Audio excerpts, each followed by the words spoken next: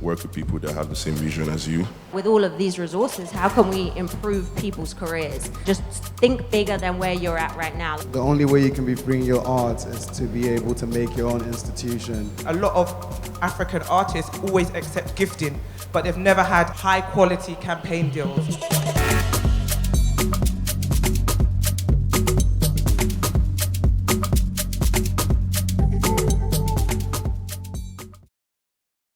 Hello. Good afternoon, everyone.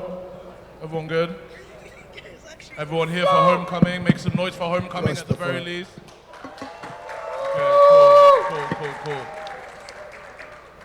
Welcome to the first panel talking about building narratives on the African continent.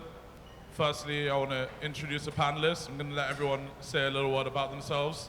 Starting with Jomi, founder of Waffles and Cream.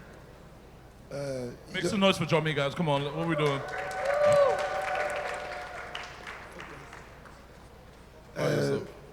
Started Waffles and Cream 2012 legally. What? And can you guys hear me? Okay. Yeah, and home from Lagos. Yeah, didn't I say it? Skateboarding in Lagos. Bizzle. Bizzle, the plug. Ireti. Ireti, Street Souk. Street Souk. Korty, you gonna say? Big fun. Korty, YouTube and film. You do YouTube? Filmmaker, I'm a filmmaker. Love that. Adeola? Bear with me, everyone. My voice is low because homecoming has been so lit, but W me. Dave? I'm David, no signal and recess. Olamide, Olowe, founder and CEO of Topicals. No, that's right. All right, make some noise for the panelists, guys. Olamide, you can keep the mic. So Olamide, I'll start with you. I guess tell us a bit of how you made your start. If anyone doesn't know, Olamide is one of the most successful black female business owners. She's raised the most ever in venture capitalist funding. She runs a phenomenal company called Topicals. And yeah, tell us how you made your start. Thank you so much. So I grew up with a lot of skin issues, so things like pimples, dark marks, and I never really saw a brand that catered to black women, African women. I went to college and I thought I was gonna be a dermatologist. I was studying medical studies. And when I was in undergrad, I met a young woman whose dad owned a really big beauty company. And she really just exposed me to the world of business as it relates to skincare. I think a lot of us think skincare is just something that's fun and you can't really make money from it. But she exposed me to a world where the company her dad started ended up getting acquired for over $1 billion. And so that experience really made me think about skincare and beauty as a business and not just as an experience. After I graduated from uni, I went, for about 2 years, I decided I was gonna just not take a job and I was gonna build the company. So it took me 2 years to fundraise from investors, to get the branding right, to get the product right. And I'm happy that I took my time to do so because when you do that, I think everything clicks way better than just rushing it and putting a product out just to put it out.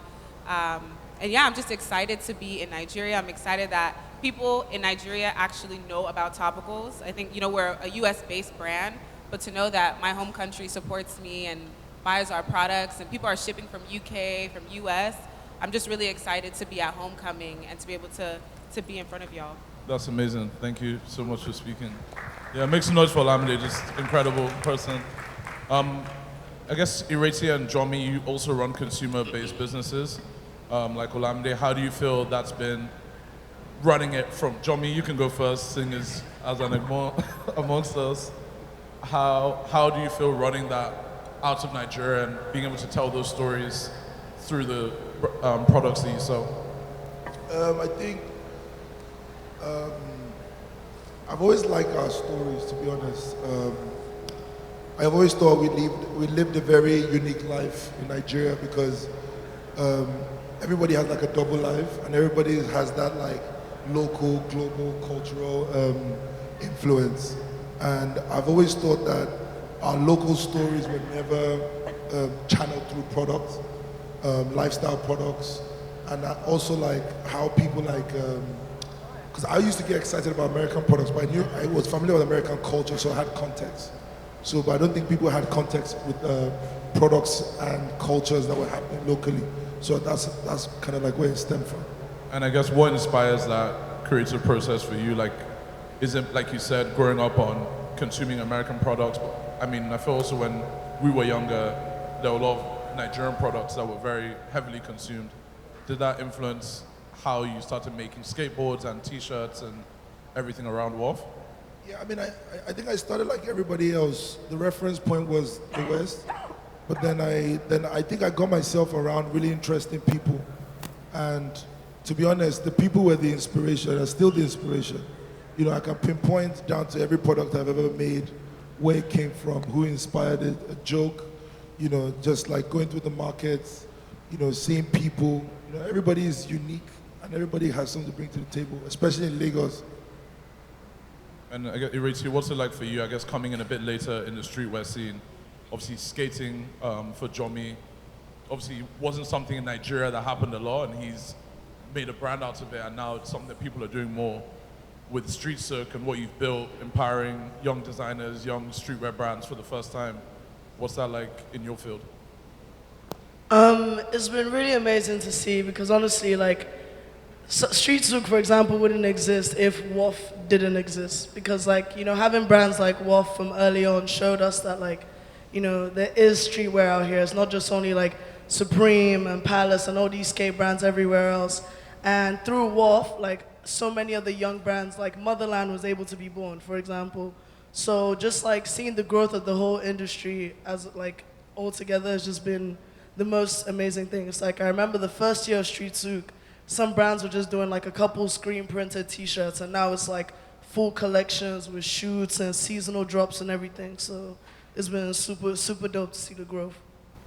And I guess this kind of goes on to Bizzle as well, but how do you feel the streetwear scene has influenced music? Obviously, anyone doesn't know Bizzle, one of the most renowned A&Rs in the country, has been through various generations and iterations of Nigerian music, and I can like honestly say he's had a hand in a lot of everything we're seeing today, music-wise, definitely had a hand in it. But so how do you feel the streetwear scene has influenced music? I mean, I feel like the streetwear scene has influenced music a lot. You see a lot of artists doing merch. I mean, yesterday, David launched his merch with Puma. We saw what Wizkid did with Nike. So streetwear definitely in Nigeria has definitely influenced a lot of that. We have the collection for Victoni with Waffles and Cream. A lot of artists are now getting more to do streetwear merchandise. And you see a lot of, even like Wizkid was in Nigeria recently, and he made an effort to go to a lot of all the Nigerian streetwear brands to shop from them. So it's like a lot of the artists now are proudly rocking Nigerian streetwear and promoting it globally. So it's really been part of the culture. And I guess a follow-up question from that would be around the music itself, right? When it comes to taking control of our own stories and our own narratives, what is your take on this idea that music from Nigeria or from Africa needs to sound a certain way? To be honest, like, we have this conversation all the time, and I feel like the reason why I feel like music from Nigeria should not really lose its identity is because it's who we really are. We're Nigerians. You know, yes, you can rap, but still put an element of Yoruba or Igbo or Hausa in it. That's what makes you different from the guy in Brooklyn rapping in all English. That's what makes you stand out. I mean, everyone has seen Thames' growth in the industry. It's not just because she has a great voice, but obviously because of where she's from, she's different. Even in her singing, you can actually still hear a little bit of the accent. It's different. It's not necessarily, that's why people like, it's unique. Say, for example, like people like Ella May from the UK blowing up in the US, it's like the sound is different. So imagine if she went to the US trying to sound like the Americans, it would be different.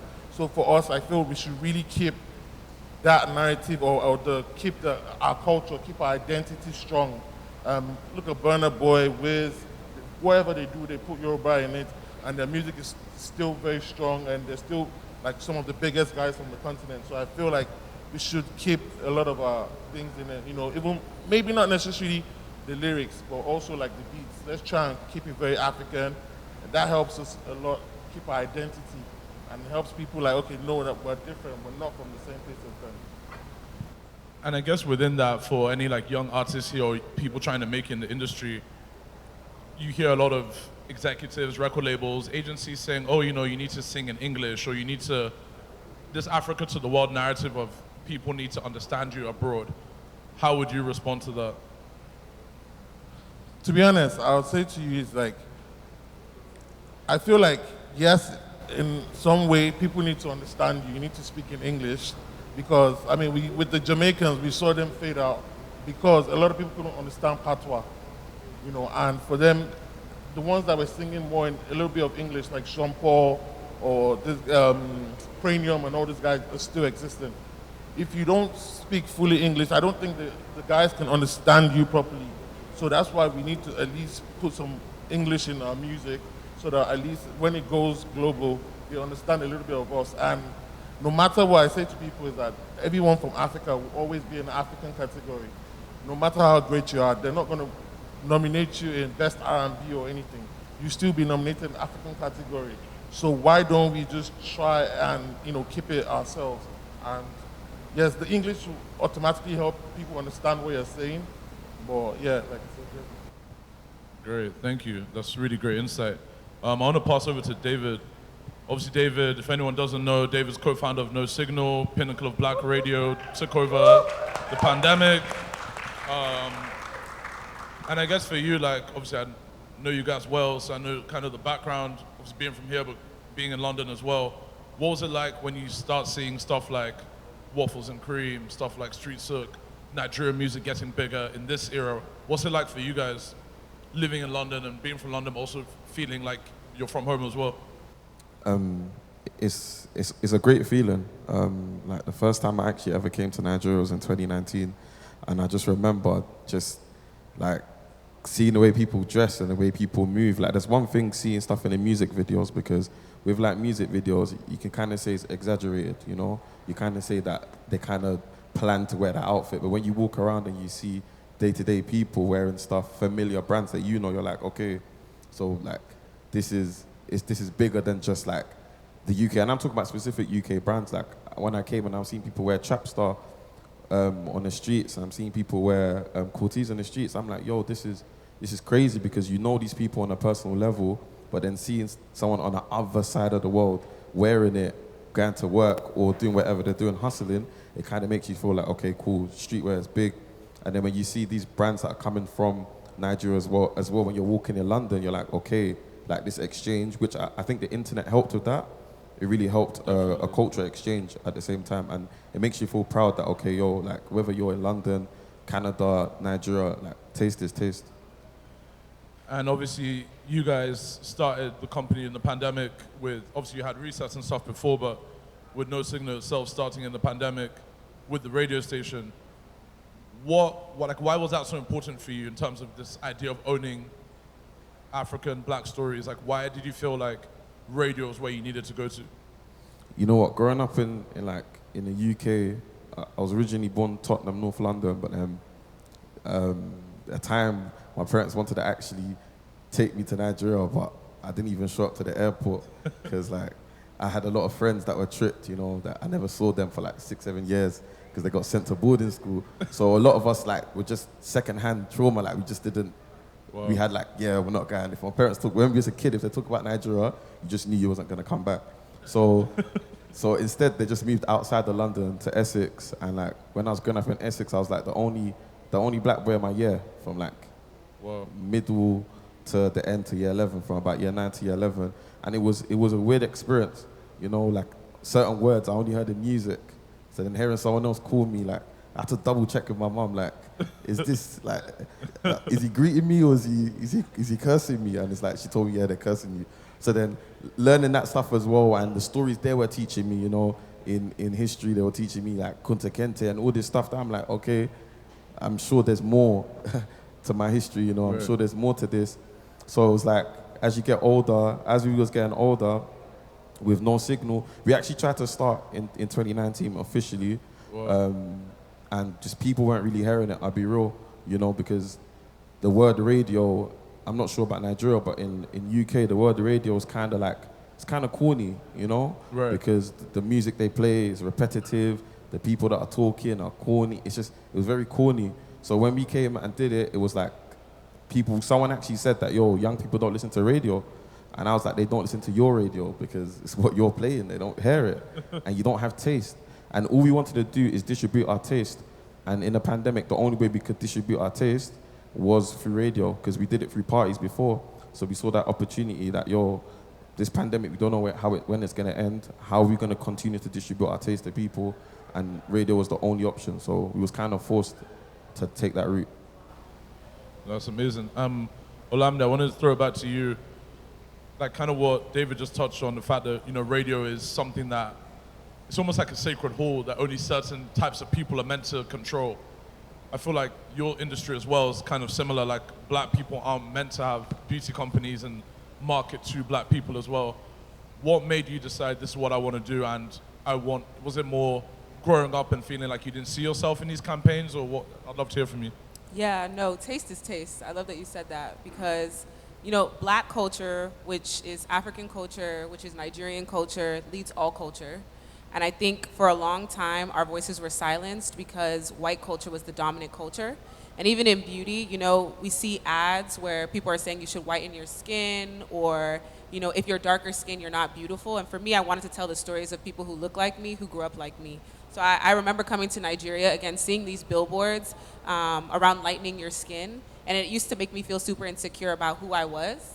And so as I got older and when I started thinking about the branding of topicals, I really wanted to make sure that we showcase people who you didn't typically see. So when we did our first campaign, we did it with Smino, who's a rapper who, like a man with a skincare routine, a black man at that with a skincare routine. That story really broke through because people were just not used to seeing that. And then we did Baby Tate and Maya the Dawn in December, and that also did really well for us because, again, we're telling the stories of not always the largest artists, because I think that's another thing people always want to go to, is go to the biggest name, and they'll get you the breakthrough. But really for us, it's been about building with people. I'm sure everybody up here, it's like there's people that you wanted to connect with, people you wanted to do business with, and maybe they didn't see your thing as being big enough yet to be able to collaborate with you. But there are people on the stage right now that I'm collaborating with now, I'm going to be collaborating with in the future. And I think intertwining our stories and really distributing your taste to people is really how you get them on board. Did you have any issues with like investors or shops and stuff when it came to being like, I want Smino, I want Baby Tay, I want these black faces on my campaigns? Yeah, there's a narrative that if you're black, if you're African, you can only sell to black or African people. Right. And I love all the music people on the panel because I think they're the first representation of the fact that music, whether you're speaking in English, whether you're speaking Yoruba, Igbo, like whatever language you're speaking in, a vibe is a vibe, taste is taste. Like people are still going to be excited about it. And so for me, it took me 2 years to raise money for the business. It took me 2 years to launch because everything I wanted to do was the complete opposite of what the industry said, right? Putting people with skin conditions on a billboard, you know, doing visually appealing packaging for something that typically is a prescription. You know, telling stories about people, like how many skincare brands from the US do you know at our size that are coming to Nigeria and like really trying to invest and have a community in Ghana and Nigeria? A lot of people don't do it. And even my investors today will be like, oh, it's too small of a market to go after. But I think Nigeria is a loud market. I think it's a market where there's people copy what we do versus the other way around. And so it took a lot to get investors excited about the business, but I mean, numbers don't lie, and we're the fastest growing skincare brand in the US, and so... Amazing. Make some noise for topicals, man. Appreciate you. So bringing that back home, and again, using my heritage, using my culture as a backdrop for everything we do, I feel like doing culture plus business is just the way it should be done. No, I think that's amazing. Korty, I know you're trying not to speak, but I'm going to put this on you right now. I think something that Olamide said is really interesting in this idea of having to constantly prove people wrong. And I think it's interesting a lot of, especially with, you know, Ireti and Korty, you guys are very young. Like, the amazing things you're doing, you didn't go to school for this. Like, you've taught yourselves. And Korty, I just want to ask you about being like a filmmaker, teaching yourself how to do that, interviewing artists. Like, what was that like for you growing up and deciding this is actually what I want to do?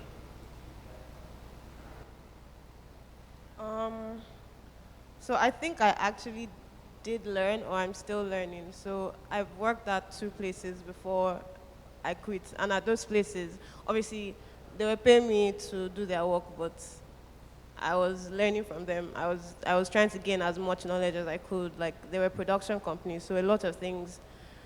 The only thing I probably should have learned more was like business. I was Right. more focused on like the creative part of it and how to, and it's really not too late. Like, I'm actually at the best point to really learn that right now. So a lot of it is, I obviously didn't go to school for film or a lot of these things, but there's so many blown guys that did not go to school for it.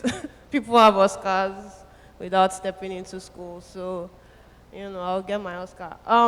But yeah, I feel like I'm just more concerned about. I feel like in Nigeria, there's so many stories that fly past us. Yeah. Like, people in other countries are telling stories that, like, the stories are being told properly. Right. I might not have like the resources to like tell the stories, but that's why there's platforms like YouTube that just work, So Shout out YouTube. yeah. So I really feel like there's too many people trying to make it work with nothing, and also like reaching borders they never thought they'll get to, and I'm very curious about that, and also just the scenes and how they've navigated these things. And I feel like, in some sense, everybody can kind of see themselves in everybody's journey. You can pick out 1 or 2 things. Yeah. And that's essentially it. And when you're telling stories, who do you think about first, the audience or the talent? I guess what I mean by that is, when you're thinking of, when you're making one of your new Love and Lies or Flow with Korty, sorry to plug all your shows. Okay, wait. I'll actually explain it. So there's 2 shows. I have 2 shows. So there's Flow with Korty, which is where I tell stories of people that are doing like extraordinary things, and then there's Love or Lies, which is like a blind date show. For Love or Lies, I think of the audience straight up. Like, I'm churning the content out for the audience, right? But for Flow, it's more intimate, it's more personal, it's more, it's deep, sha. Yeah, it's culture shifting, and I have to think of the talent first. I have to make sure I'm telling their story right. Right. So I think of them first, and how the audience accepts it is up to them. But for Love or Lies, is vibes. Vibes. Yeah. And I guess when you think of your audience, who is that? Is that specifically Nigerians, Africans?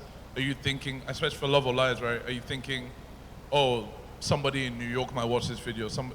How is that for you as a filmmaker, having to think about the different audiences? 'Cause I think everyone on this panel can see how much African art is being consumed right now all over the world. And I think everyone that's creating anything, it's something that, even as creative as you want to be, like you said, you're a very creative person, you don't think about business, but you find yourself thinking, this one is a business. Now I'm thinking about it. So. Yeah. But who is the audience, I guess? I have this, I don't know, I believe that my work is good enough to thrive anywhere in the world. So I think of audiences as people everywhere. There's no limits. I'm not thinking of, oh, I'm doing this for Nigerians, I'm doing this for white people, I'm doing this for human beings. I'm doing this for, yeah. Are you allowed to say white people? I'm not sure. Yeah, sorry, but they're white. I'm not sure. I can't keep up anymore. I'm black, they're white. Yeah. Right? Yeah. Go on. Yeah, so I feel like I'm everything. I don't like categorize people. Obviously, like at some point, you make certain things that are directed at a certain type of audience. So that's why like something like Love or Lies exists. But in general, I feel like I'm trying to make something for everybody. It might be hard because I'm not God, but I think I can do it. You get? So yeah, I feel like, and there's people all over the world watching my videos. It's ridiculous if you actually see what's going on back end.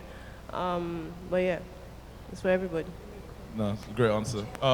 Adeola, I know you've lost your voice, but I definitely think the audience needs to hear from you. anyone doesn't know Adeola, she is the business development manager for emerging talent, WME, one of the biggest agencies in the world. And so obviously she comes to Nigeria a lot, has always been invested in Nigeria. What is it like for you, years on now, to see the rest of the world like paying attention to here? And I guess what's your goal for like African talent? It's inspiring to see that people have shifted their lens to Africa. To me, the real work is making sure that the correct story is being told, like you said. And so for me, I really want to use the position or platform that I have afforded to me through my work to be able to amplify the right voices that are telling the right stories. Because sometimes, even me, like, I grew up in New York, but I grew up all over America, and I've experienced different versions of Nigerian and African culture in America alone. And then I have family members in Europe who have a different version of their Africa story. And then I come to the continent and there's a different version. But when I look at the movies and, or the television shows that are trying to speak about Africa without Africans in it, there's a disconnect. And Right. so, yeah, my goal is just being able to amplify the stories of all these people doing great work. That's amazing. David, I wanted to ask you, obviously you mentioned that you came back to Nigeria for the first time in 2019. Obviously you still had like a lot of influences, even being in London. What was it like seeing that shift between when being Nigerian wasn't cool and now it's cool again? The shift was big, like even in London, like just being Nigerian, like you get a lot of, I'll say, generalization, you know, for stuff that they may see in the news or stuff people may do, they'll just generalize and say Nigerians are this, Nigerians are that, and even just being African in general, growing up in London, you know, you get a lot of cussing.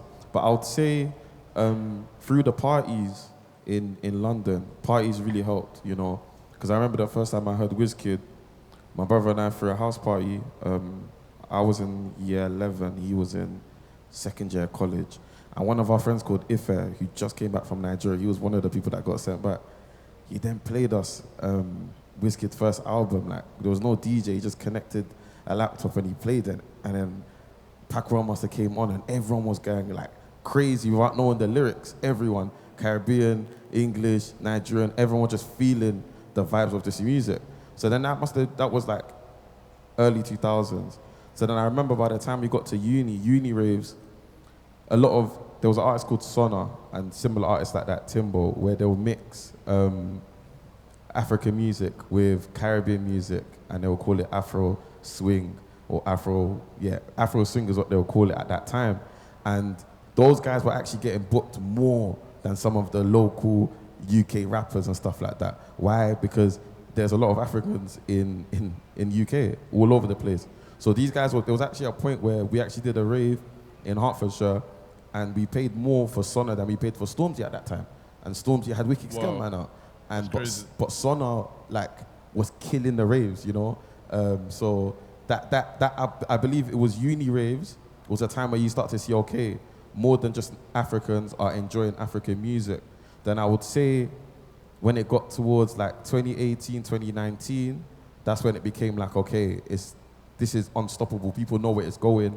And that was even the reason why I came to Homecoming, because people at my work, because I also do A&R, were like, yo, you need to go to Nigeria and see so-and-so perform. So then I believe that was the time where I was like, okay, now, if you either jump on this train or you just watch the train go. That's real. You mentioned something about how the different genres kind of come together and become a bit of a merge. I want to throw it to Ireti, Bizzle, and Jomi. I want to ask you guys about this idea of gatekeeping. Obviously, it's like a really controversial term that is being used a lot now across all the industries.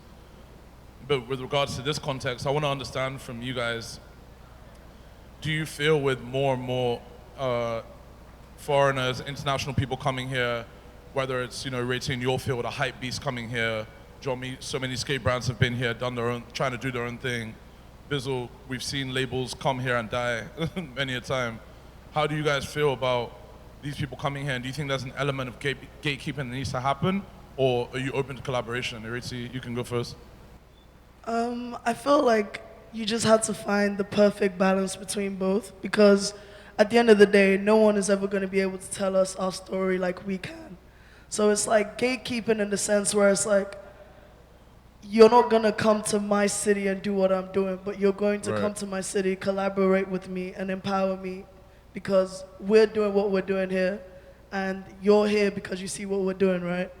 And I feel like through the collaborations I've done with Street Souks and like all the different brands, like I feel like that's the one thing I've seen. It's like, okay, I'm collaborating with a brand in LA or whatever, and they're not trying to like take over. It's like, okay, cool, we want to work with you to tap into your audience, and there's an exchange. You tap in with our audience as well. But I feel like this is very, very important, and especially in music. I feel like with fashion, the gatekeeping stuff is a bit, I mean, it's bad, but it's not too bad. But with like music, for example, it's like the artist Russ making Afrobeat music. Is that allowed? Is that cool? Is that where we're headed? Do you know what I mean? But Bizzle, that sounds like a question for you.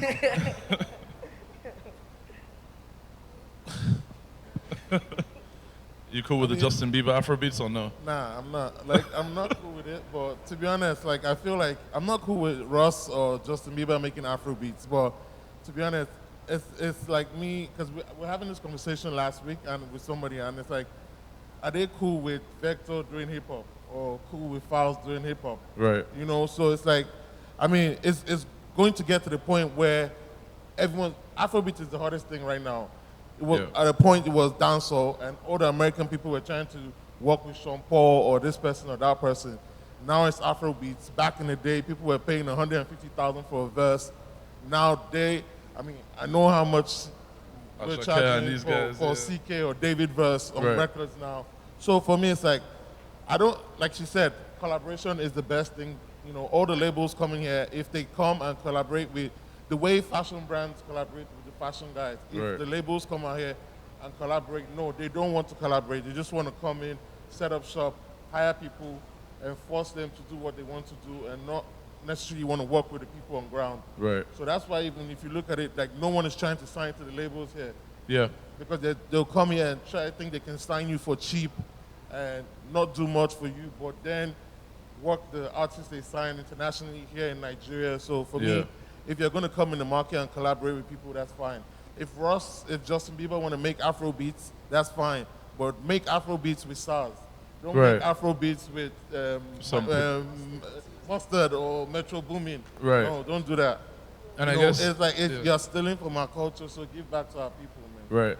And I guess Ireti and Jomi, I guess for every like Virgil Abloh who you've collaborated with, rest in peace Virgil, to every partner that you've collaborated with, there are other people that don't want to collaborate and just want to come here and do what they feel like doing.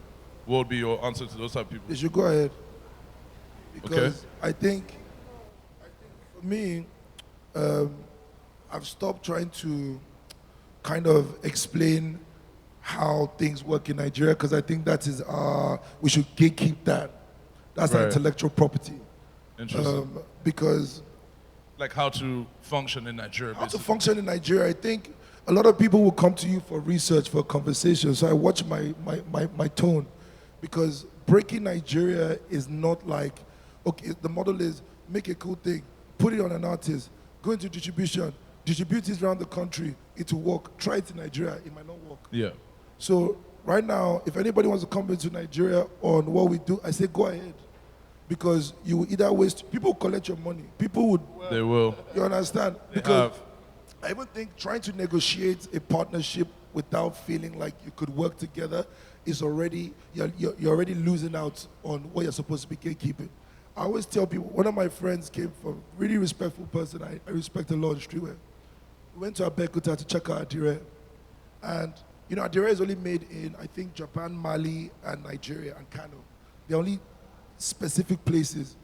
Now, I know like other brands have used Adire in the past. Yeah. I don't want to name names, but big reputable brands. Yep. And he told me, he was like, why you guys, if you guys didn't produce it in Japan, Kano, Nigeria, or Mali, that's not Adire, that's child's play. Because if, for example, the same thing with champagne, right? Champagne is carbon dioxide with grape juice, Right. fermented. That's what it is. Yeah. But if it's not from Champagne, it's sparkling wine. And then if it's Got from it. Italy, it's Prosecco. So Right. it's like, why can't we, like you said, with Afro beats? If Metro Boomin does it, it's not Afro beats. Right. It's not. It has to be from the soil.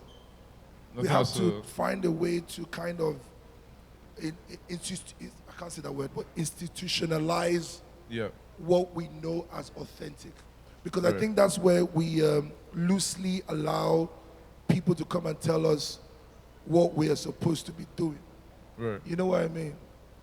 We need to institutionalize and create standards for everything we do. Like for me, skateboarding, for example, to make a skateboard, you need 7 plywoods pressed together. But it says you need to make that wood from Canada with maple wood. It's a big lie.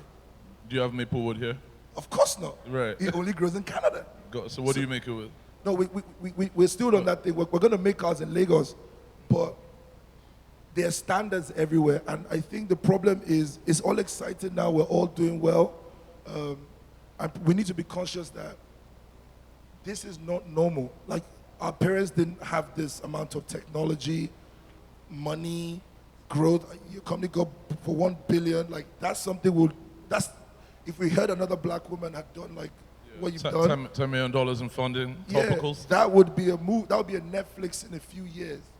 But I guess there'll be more of those type of people. Yeah. But we need to protect that, Yeah. so that people don't come and tell us how to tell our own stories in our own continent and tell us what to do. That's really real. I think, going on the point Jomi just said, I think that's something that I think anyone in the audience who's getting into the creative industries, getting into anything that anyone here is doing, I think it's really important for us as Nigerians, West Africans, in the diaspora, living at home, to know that all this shit you're seeing right now, everything that's happening, this stuff doesn't last forever. Like, you have to take advantage of these times and really go out and get things done and express yourself creatively, because like the whole world, their eyes are on us, and like we've spoken about their advantages, their disadvantages, but after a while they're going to go to the next cool new thing. I know it's going to be about what did you build during that time that's going to last till the next era.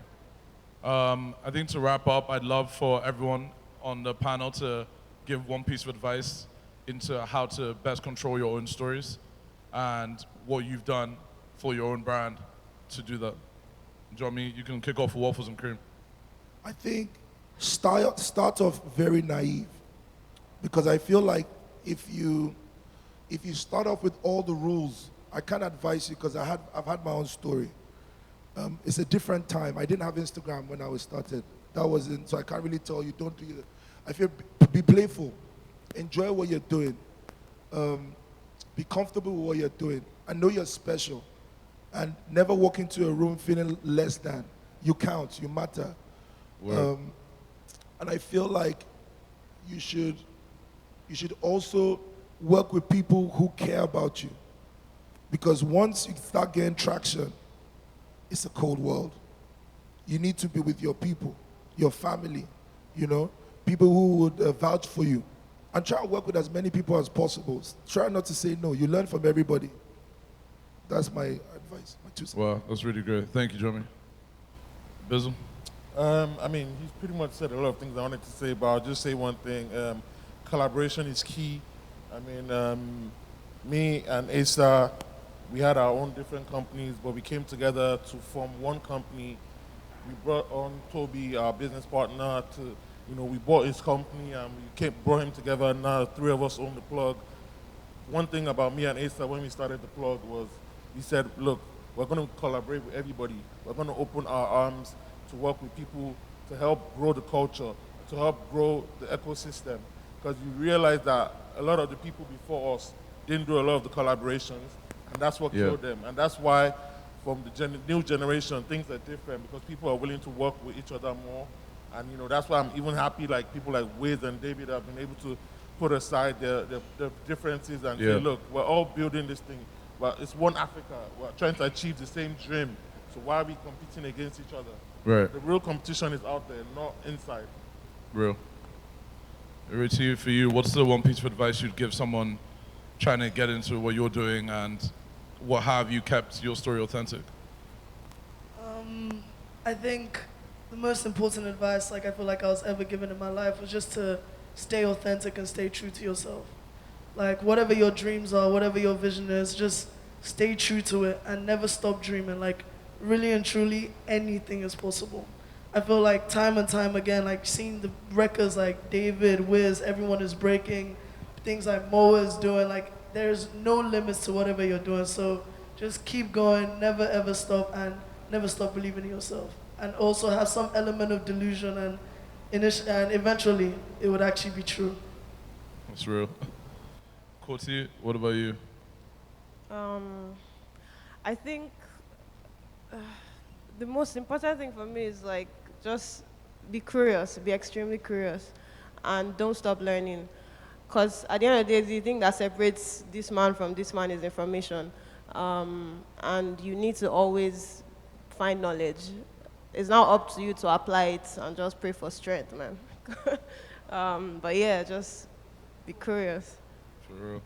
Adeola, I guess I'm going to tweak the question a tiny bit. For you, what advice would you give to someone who, I think growing up in Nigeria, we're very used to thinking you have to be the star. Like you have to be the CEO of the brand, the artist, the whatever. What advice would you give someone who wants to be in the industry but doesn't quite see that pathway as someone that, works for one of the biggest agencies in the world? I think it's important to educate yourself on the system that you're trying to infiltrate, because there's so many different points of entry, and you can be passionate about the music and support it from the angle of a manager or an agent or a publicist that might align best with your specialty. But just there's more that exists outside of the shiny star. Peel it back. The system exists, but it's meant to be broken so that you create a new one that serves your vision better. But yes, educate yourself. That's really good advice. David, and for you, I guess, what piece of advice would you give someone who's, grown up outside of their home country, but still felt connected and wants and still has that creative vision very much aligned with where they're from? I'll say when you're approaching like different territories, even if you are from the soil, like approach it with caution, with respect. Be humble for the people that are there. As Bizzle said, collaborate. And just as a creative, I'll just say like, fail quick and learn faster, because the quicker you fail, the faster you're gonna learn what to do. And as a creative, we're emotional people, so what I've learned is also to try and take emotion out of things sometimes, because sometimes you can get distracted and you become complacent, it will turn to bitterness. So have a balance. Your emotion obviously allows you to be creative, but also you need to make money, you need to survive in this world, and as creatives, it takes a long time for you to get into a comfortable place, so try and have that balance of emotion and some sense as well. Wow, that's great. Olamide, I would ask you tell us how to raise $14 million, but no, I think similar to David's question, being from, obviously Nigeria, but being in the States, building a business there, what's your advice for young people out here who just don't see the light at the end of the tunnel? I think everyone said it, but collaboration is really important. You can't just enter a market and think that you know what's going on, because like they say, business in Nigeria will humble you, and like you don't want to come from outside and fumble the bag when you could really be successful here. I think creativity is important, storytelling is important, but business is the most important. So be a student of the game, know where your money is coming from. I look at industries like music, like film, and honestly, I don't know how y'all do it, because so many people touch the money. I can't do businesses where people touch too much of the money, because it's just difficult. And I love to see how people are innovating in music to figure out how to remove some of these other people who are cutting into how much you make. But I think it's really, really important. How do you get paid?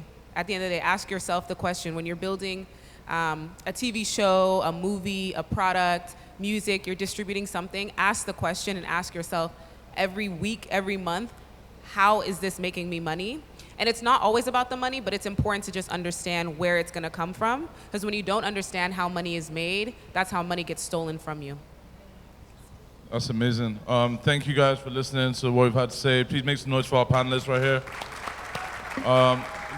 We have like a minute or so left. Does anyone have any questions in the audience? Anything you want to ask these brilliant people? Okay, can we get him a mic? So my question is, for lots of you, like you're creating platforms or businesses in spaces that haven't really been tapped into, or like they might not necessarily have existed before you guys created what you created. So what are some of the ways that your structures and mentalities and processes have had to change in order to survive and, I guess, thrive in this market, but also as the first or like innovators in this space? Who's that for? It's an open question. Jomi? So what's the question again? You said how have your processes and as like your businesses have grown beyond just you or beyond just an idea, how have they had to change in order to actually survive in untapped ground and Nigeria specifically? I think Nigeria trains you. Nigeria changes every 3 months. The currency drops, diesel goes up, everything changes. And I think, it's funny, but it's actually, if you have I think having the right people around you, experiencing the same thing is what's helped me. So I feel like if you share, they say a problem shared is a problem half solved or something like that. I think, and then also you can't be too stush with your process or your structure. You kind of have to navigate it, because I feel like you miss out on so many opportunities if you be like, oh, I only do this or I'll only do that. You should still have your principles in check. And me, personally, I like to let people know, okay, this is how I move, but based on what you've said, I would do this. And you must also be open to learn. And I love failing. And you should be ready to fail anytime, because there's a lot of lessons in failure rather than success. It's like, why would you do something if it's not going to be successful, So I think having the right people around you and beyond your team, even people like Bizzle, for example, I can call him up and say, oh, even if it's out of context, just be like, what do you think about this, that? Just seek advice. You never know where it might come from. So that's what I say. That's great. Thank you guys so much. I'm sure everyone will be happy to answer after the panel's done. But thank you, Homecoming. Thank you, YouTube. And yeah, it's a wrap.